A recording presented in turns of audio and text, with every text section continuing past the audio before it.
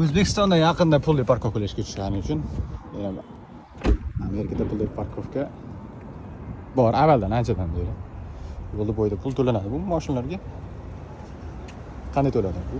Pul to'lanadigan kioskasi nima deydi? Shunaqa deydi.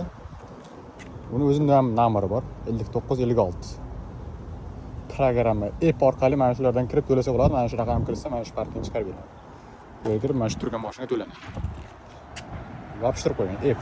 Shu yerga qilsang bo'ladi. Onlayniki bu. Bu yerda qanday ishlatish bo'yicha yozib. Pittsburgh parking anonimning qanday ishlash. Bu yerdan karta tiqiladi. Bu yerdan tanga tiqiladi. Keyin ishga tushirish 1 soati $3. Bu qimmatroq nisbatan chunki downtownga yaqin, shahar markaziga yaqin. 1 soat $3. Maksimum 2 soat parking qila olasan deyapti mashina. Qachongadan qachongacha ishlashi? Ertalab soat 8 dan kechqurungi soat 6 gacha.